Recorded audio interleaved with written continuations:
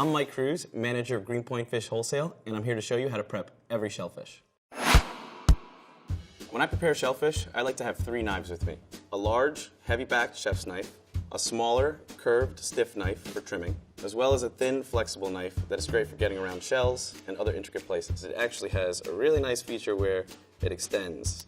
Lobster and crab pickers, an oyster knife, which can get into the hinge really well, a clam knife, a shrimp deveiner, a shellfish scissor, which is great for cutting through lobster tails without damaging any of the flesh. I have an offset spatula, and for special circumstances, we're going to use a black light. Blue crab. So this is a blue crab, definitely native to East Coast waters. First things first, we're going to steam this crab roughly 6 minutes. It'll turn bright red and it'll be ready to pick out all the meat. We'll pick the crab up, starting with its front claws. We'll just pinch straight from where it connects to the body, down and out. Same with the other side, down and out. And we'll do the same for all the legs and the back swimmers here. So now we're left with just the body. We'll flip the crab upside down and lift up the apron here. And this will just snap right off, exposing a opening there where we'll get our thumbs in and just peel off that top shell. Now here we have some gills, some other organs, and we're just going to remove those. This is the faceplate, which will also just peel right off. Clean out any excess organs from the center cavity, and we're just going to crack this right in half. Going to peel back these little layers of cartilage that hold the meat in, and using now our little picking tool to just very gently start pulling out that really delicate, sweet crab meat. The meat will be covered with a super thin membrane. It just really easily peels right off. And you essentially just want to get your skewer into any little crevice that you find and pulling straight out and getting out every little last bit of meat. That's your body. Now with the claws, separate out the pinchers, the legs, tiny little knuckles. We're just going to come in on the most rounded part and just start snipping away. Crack that shell open and pry that claw meat right out of there. Also, the leg. There really isn't much meat in these little back legs here. The best thing I would do with these is just suck them dry. It's really delicious.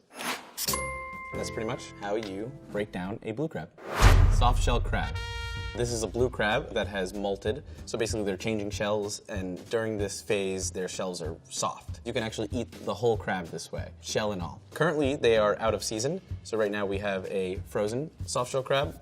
The head of the crab is here, and that has a bunch of organs in it that we won't be eating today. Your first step is going to be just to snip right behind the eyes there. Discard that section. After that, we'll flip the crab over. We'll remove this apron section here and lift up actually the top shell and expose the gills here. And we'll just trim those off. Same thing to the other side. So this is a completely dressed, ready to eat soft shell crab. This thing deep fried in a sandwich, perfect. Dungeness crab. These are a West Coast species of crab. Really, really sweet, really delicious, really tender meat. When purchasing all live shellfish, you want to make sure that they're alive. Look at their eyes, make sure that they're convex and round, not concaved and sunken in. People tend to steam them mostly. You want to aim for 10 minutes per pound, and you can add on about 5 minutes per pound after that. So this is a cooked Dungeness crab. We're going to pick the crab up. And we'll start by just breaking claws off. From the joint down here, we're just gonna pull down and twist out. We'll do that for all of these. You wanna really make sure you're at the joint when you do this. Now that the legs are removed, we're gonna start and just focus in on the head. Flip it over, and we're going to remove what is called the apron of the crab. This just pulls right out really easily. And now that leaves you with a cavity. Put your thumbs in like that and just pull back the head. This is what's called the mustard of the crab. And this is really delicious, so do not throw it out and just hold it off to the side for now. So now we're just gonna focus in on the meat that is in the actual body itself. So we'll be taking off these gills here, which you do not wanna eat. Any extra pieces that are kind of getting in your way with your hands for now. This is the mouth organs. We'll just snap those off easily. Now, crack this crab in half, which you can do with your hands. You'll just turn it away from you and just pull apart. One more time. So essentially you're cracking this into quarters. Once you have it broken down into quarters, you'll start to see there are little cavities that all contain the meat. With your skewer, go in there and just scoop around the cavities. They have sections of what almost looks like really thin plastic that separates all that meat. This easily can get into the meat itself, so you want to be careful when you're doing this to kind of make sure that you're only getting the meat out of the crab. We're going to move on to the legs. We're just going to take them out. This first little digit here we can just remove and toss, and then we'll just break it down on the joints. I'll snap one way until it's free, and then coming out the other way. And ideally this will take out any pieces of cartilage with it. If you have a pair of shellfish scissors here, they're curved to avoid any meat. So you can just come straight in and just cut that. And you can crack the shell right open and pull out some really beautiful full pieces of crab leg. And we'll use our skewer just to scoop it out. So that's a leg. Now we'll do a claw. Again, putting pressure on the opposite way of the joint. Remove this section first, then the knuckle, and then the actual claw on the hinge. Just pop it once until it breaks on that side, bring it back the other way, and you should be pulling out that entire cartilage piece there. That's right in the middle of all the meat in your claw. Take the scissors, and we're just gonna cut. Go through the knuckle, through the claw.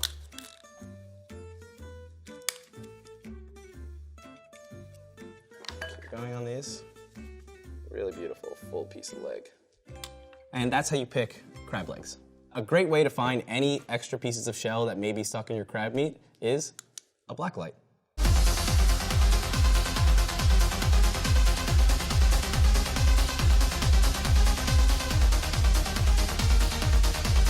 I think that was everything.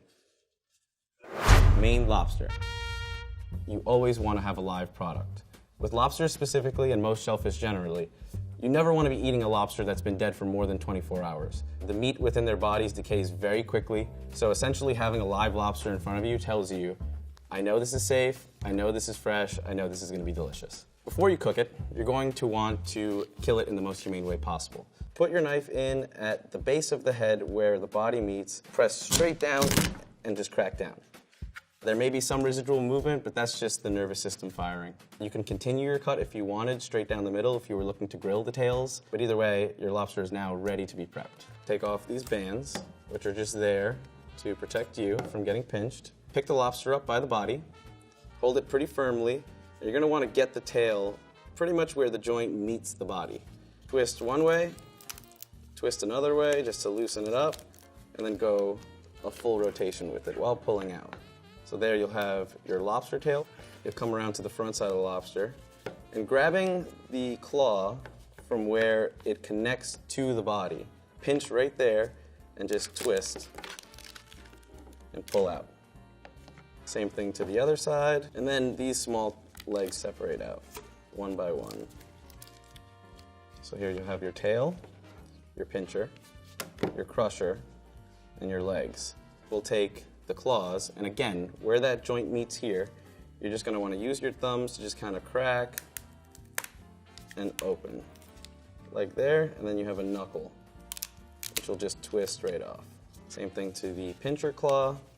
So there you have a lobster fully broken down and ready to cook. Cooked Maine lobster. So here I have a cooked lobster, and I'm going to show you how to take all of the meat out. So starting with the arms, we'll just pinch from the joints, down and twist out, and go into the back tail. Give it a twist one way and finish it out the other way. And then for the legs, snap them off. To get the tail meat out in the easiest way, these back fins here, they kind of peel right off by just snapping them back, and you'll see already the tail meat is starting to expose itself. Holding the lobster tail between your fingers in both hands, give it a squeeze one time, and then you'll turn it away from you and pull outwards. This should free up the entire tail, leaving nothing inside. Moving on to the crusher claw. pull this claw down on its joint away. As soon as you hear that crack, pull up on the other side to free up the bottom half, and just give it like a little twist as it comes out, and you should leave the claw meat still attached to the claw. From here, we can separate out the knuckle, and then again from the leg joint. With the crusher claw, use a heavy back knife and just give it a smack right on the fattest part there. Same thing on the other side. Once you have those two sides cracked, you can pretty much just take your hand and crush it. Careful not to destroy the meat on the inside. Wiggle that claw right out. The same thing to the pincher. Pull it straight out. For the knuckle meat, you can use a specialized tool like this, specifically made for scooping out lobster meat. Go in through one of the openings, run the tip of it along the edge of the shell, trying to stay as tight as possible and not break into any of the meat. You come in through the other side and you can just push and shimmy that knuckle meat right out. For the remaining parts of the leg, stick a skewer, the end of a spoon, something thin and non-flexible, in to this first joint here, and you can kind of pop right out. And that meat comes right out just like that. An often underutilized part of the lobster is actually their legs. People think that there's little to no meat in them and they don't see it as a worthwhile project to take on. It's actually really easy and pretty fun. You have a rolling pin, you lay these out flat on a cutting board, and kind of like toothpaste, you can just squeeze that meat out. The meat just squeezes right out. So this is a lobster fully picked. Your crusher, your pincher, your knuckles, your leg meats, and then your remainder leg meat and your tail. Crawfish. This is a live crawfish. They're actually capable of traversing small distances of land. Whenever I get these in my job, you'll find them in the office, you'll find them in the locker room, you'll find them in the bathroom. When you least expect it, you look down and there's just a crawfish waiting for you. And they're really fun and easy to make and eat. So if you're doing a crawfish boil, I would definitely suggest maybe 10 to 15 minutes for a big pot of them. Just let them cook with everything and pull them out once they're bright red. So here we have our cooked crawfish. They're like mini lobsters. So what you want to do is separate that tail from the body, hold on to the tail, and just give it a twist. This is what you eat on a crawfish, but it's not the only thing you necessarily enjoy. You want to make sure to suck out all of these delicious head juices. It's just delicious. So for the tail, these little back fins back here, peel those off quickly. Ideally, that will also remove any sort of intestinal tract. You can just peel them right out of their shell, super fast and easy. Simple as that. Delicious. Langostino. Langostino is actually a catch-all term for what is a type of squat lobster. We are going to remove these back set of fins off the tail, pull right back, and just twist them off. The meat from the tail is exposed. Grabbing it in each of its sections between two fingers, I'm just going to squeeze until I hear a crack. I'm going to do that for each little segment here. This one actually has some really gorgeous blue eggs underneath it. Continue to peel the shell. Basically, this thing will just peel right off in individual segments, all the way down. And we'll do the same thing to the other side. Once that's done, you can flip it over and just start peeling it back and just revealing that really gorgeous flesh. Snap that bottom membrane and just very gently peel it. And you will be left with an absolutely gorgeous langostino. I would just barely poach this thing, or really ideally just serve it raw like this. American white shrimp. We have the head on with this guy. So what we'll do, just grab the head with one hand, grab the tail with the other hand, and you're just gonna twist it off. I have a shrimp deveiner. Flatten the shrimp out in your hand and extend it. You're gonna go all along the top shell of the shrimp and then come out right before the tail. And now, with our hands, we can just go in and just remove it. Segment by segment, you can choose to leave the tail fins on, or you just peel them right off. Now what you're gonna do is run your knife just along the top of the shrimp, gently exposing where the intestinal tract will be, making sure there's nothing there, and there you will have a peeled and deveined shrimp. Prawn. Prawns and shrimp, very similar. Prawns have an extra set of pinchers right up in the front. We're going to peel, devein, and today we're going to take it one step further, and I'm going to show you how to butterfly the prawn as well. First things first, we are going to remove the head by holding onto the head and the tail separately and just twisting off. For the prawn tail, we're going to use our deveiner. We're going to go in straight at the top of the shell and just follow all the way down. Then with our hands, we're just going to come back and peel everything off. And we'll use our tool to open up the tail and just remove that as well. Now you'll see intestinal tract, some other organs in here, and we're just going to use our hands to just make sure we get all of those out. And now that we have it cleaned up, take the sharp part of our shrimp knife here, and right where that intestinal tract was, we're just going to follow that line, being careful not to cut all the way through the underside of the prawn. Now once you have it opened up, you can cut a little bit on one side, a little bit on the other side. Just very shallow cuts here until the prawn lays flat. And that's how you butterfly a prawn. Butterflying is particularly great for even quick cooking, but these certainly lend themselves well to being grilled shell on. You can broil them, bake them, boil them, steam them. It's just a great product to work with. Sea scallop. Live sea scallops are bivalves, which essentially means they have two shells, a top shell and a bottom shell, which are joined right at the end with a hinge. Locate the top shell, which is always going to be more rounded, and the bottom shell will always be a little more flat. Enter the scallop in from the back shell, not the top shell. I like to stand my scallop up on the hinge, locate where the gap is, use my knife to really wedge it open and my fingers to hold it there. I'll stick my flexi knife underneath the eyes, peel them back slightly, locate the muscle, and really staying tight to the back shell and going slow. I'll just wiggle my knife straight down until it frees open that muscle. This lip on the outside is actually where they have a large number of eyes. You don't want to be eating any of that. You're gonna peel back the eyes, hold on to that membrane, and just pull everything out. So now you're left with the main muscle attached to the bottom shell. The muscle's always on one side of the scallop, slightly more than the other. So you want to get on that closer side. Using something flexible, in a swooping motion, press down pretty hard with your knife, and the scallop will slide right out. And then you have a live sea scallop. Duxbury oyster. There are lots of different types of oysters out there. Generally speaking, there's one way to shuck them. You have a flat side, and then you have a cup that holds the meat. So you're going to want to turn the cup down on your cutting board and get a good grip on it flat. And you'll see there's a hinge here with a bit of a gap. Take your shucking knife and just get it into that gap. To get a little bit deeper, you're going to want to put some pressure going this way towards the front of the oyster while also wiggling. But you don't want to be pressing so hard that if you slip, you have a bad accident. There's no rush with this. You'll feel it. And once the knife is stuck in the oyster, give it another little wiggle just to crack the oyster open slightly. Take the knife out and come along this side closest to you.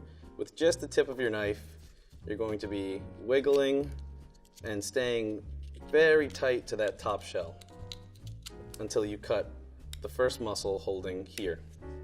You'll do the same thing on the other side.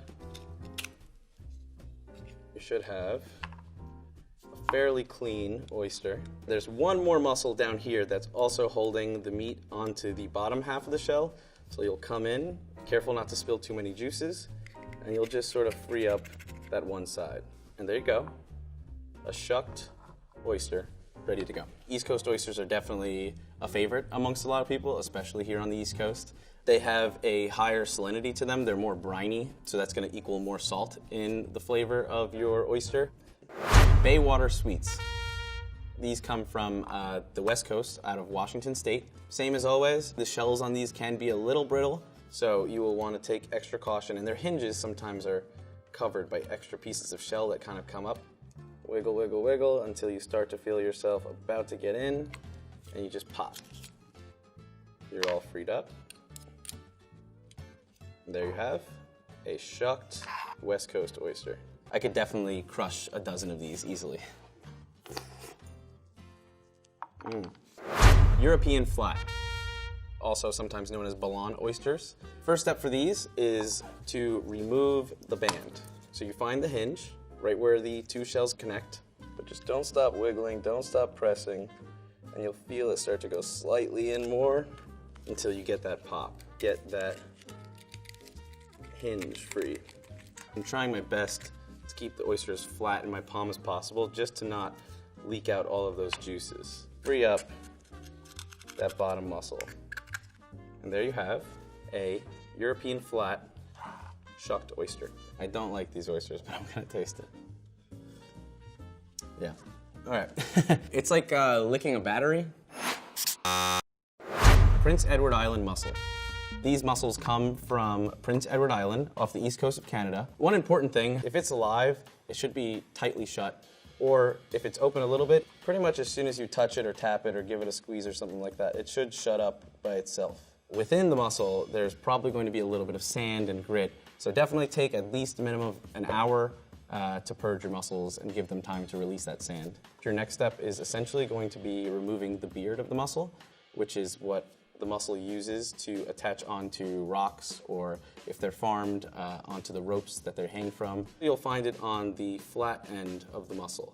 Kind of looks like hairs. So you're gonna wanna grab onto those, get a good grip on them as you wiggle, wiggle, wiggle. Once you have the beard exposed a little bit more, you'll pinch it between your two fingers, really focus on the wiggling, wiggling, wiggling, and then it'll just pop right out. And your mussels are ready to cook. Hard shell clams. Depending on where you're from, you're gonna call them something different. A little neck, a count neck, a cocktail clam. Some people will call this a top neck, a cherry stone. At the end of the day, they're all hard shell clams. You're absolutely going to need a clam knife. One side, the back of the knife, totally flat, super thin blade, and a slightly sharpened edge. It helps to slip into the clam easily.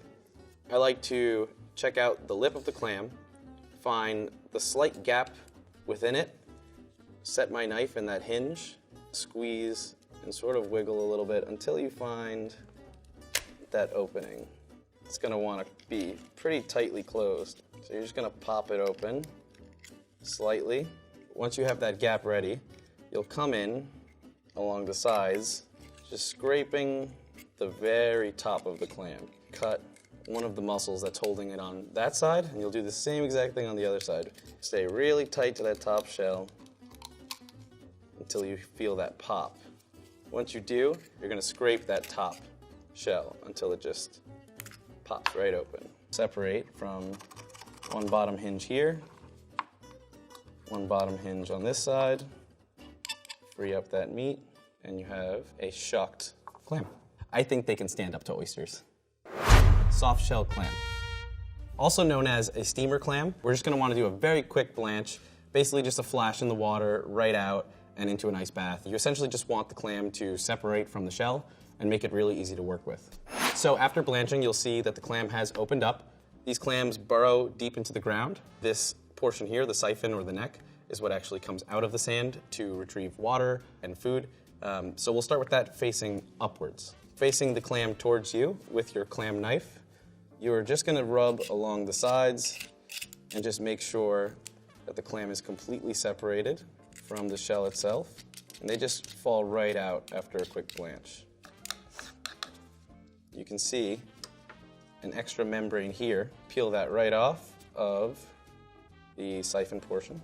You'll see a set of gills right here, a couple of other organs. We can just peel all of that away with our clam knife, and for the neck, we can just scrape away any dark bits on both sides. You'll want to ensure that there's no sand or grit stuck in the siphon. Cut it right in half, slightly, just to take a peek inside. Give it a quick scrape. Once you have all of these cleaned, the clam is out and trimmed. This is ready for your chowder. It's ready for frying. It's ready to eat. Razor clam. The meat is very delicate on these razors, so when I prepare razor clams, I like to use a blunt object, nothing really too sharp. So I will take a offset spatula. There's, again, a top shell and a bottom shell. Find the gap. You'll see some meat being attached to the membrane on the top shell, same on the side shell. Enter in really tight onto that top shell and just start peeling away the membrane. Making sure you take your time to get everything off. Once that side's free, flip it. We're gonna do the same exact thing to the other side. And once it's open, the top shell should just peel right off. Scrape out anything that's stuck. You have the foot, you have the siphon, and when you flip it, you'll see the belly and the intestinal tract of the clam. I'm gonna grab a small knife, and we're just going to trim away the belly, the foot, just tougher, more nasty parts that you don't necessarily want to eat. Occasionally there are grits of sand within the siphon itself. Straighten it out as best you can, and using a sharp knife, not cutting all the way through, just being very gentle to open up that siphon. You can see it's pretty clean. I'll give it a little rinse. And what I like to do, just really thin slices of razor. I think they have like a really beautiful, sweet flavor to them. Gently pan-seared is great, but raw is the way to go. Gooey duck. Gooey duck are definitely some of the more unique looking shellfish that we're gonna be working with today. This is a West Coast shellfish. They're the largest burrowing clam, very sought after, well known in the sushi community. First steps when looking to prepare a gooey duck, you're gonna need to purge it. Basically, you're going to submerge it in salt water for at least an hour. Your next step is going to be a quick blanch in some boiling water, 15 seconds, right into an ice bath. This will allow the gooey duck to separate from the shell. Also will allow us to remove any extra membranes that might be tough and make the preparation of the gooey duck more difficult. So let's blanch it now.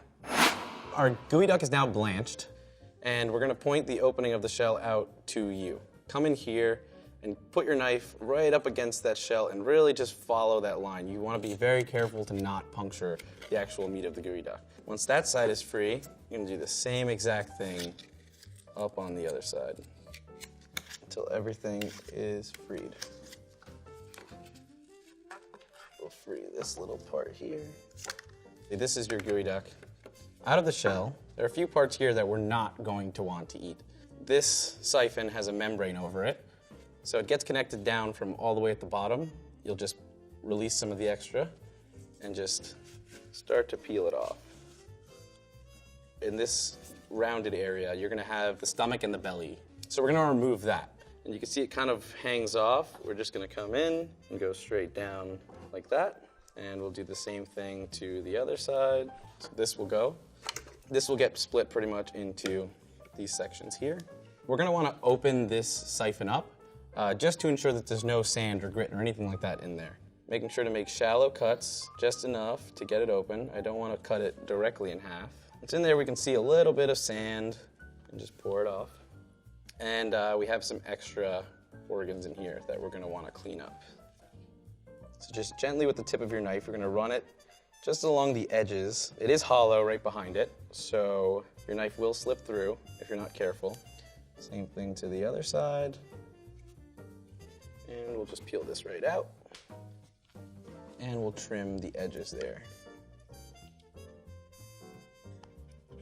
You'll notice some discoloration on the siphon itself here when you're working with the product from live to finish. So if we get some salt here and some water, I'm gonna actually use that salt to scrub the outside, rinse off any excess salt, and you can see already the color is starting to brighten up on them. Slice it super thin, enjoy it raw. It's just a clam. Don't let its appearance deter you from picking one up if you see them.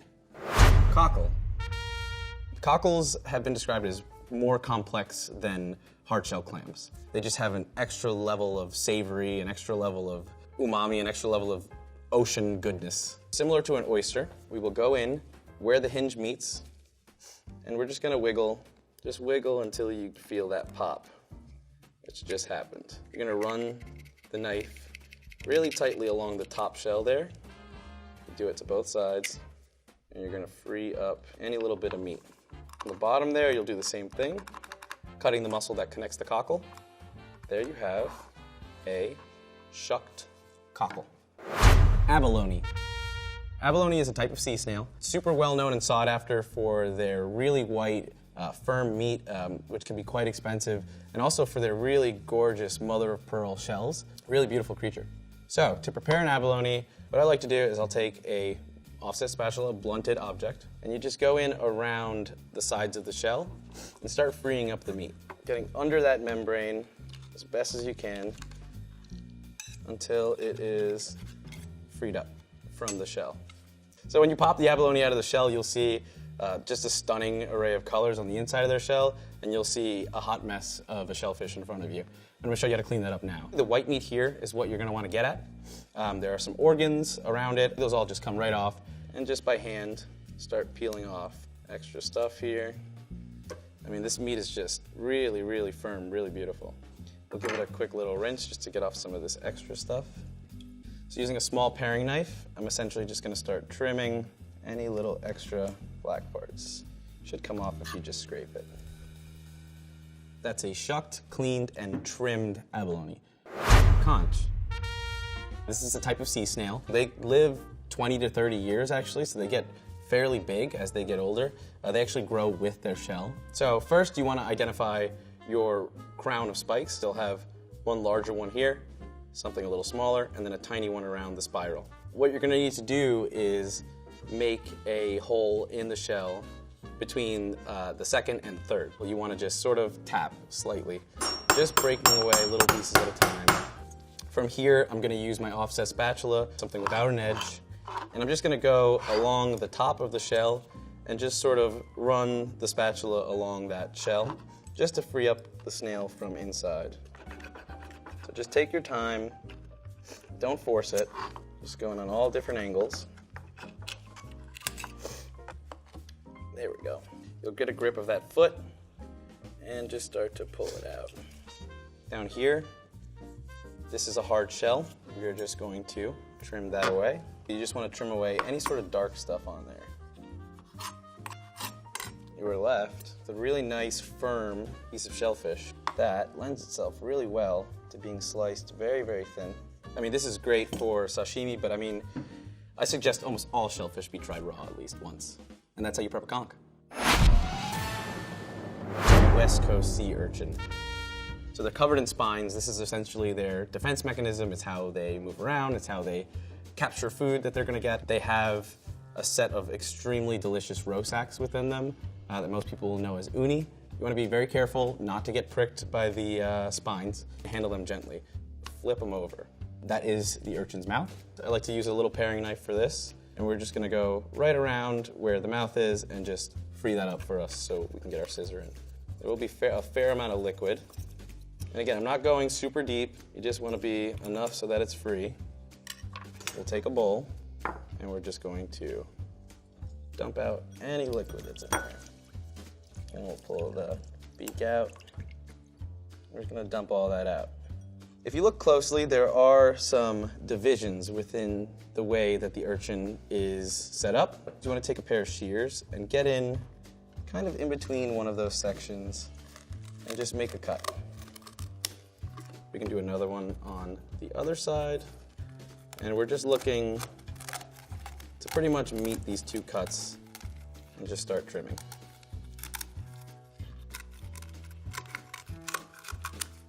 And they kind of just peel right off.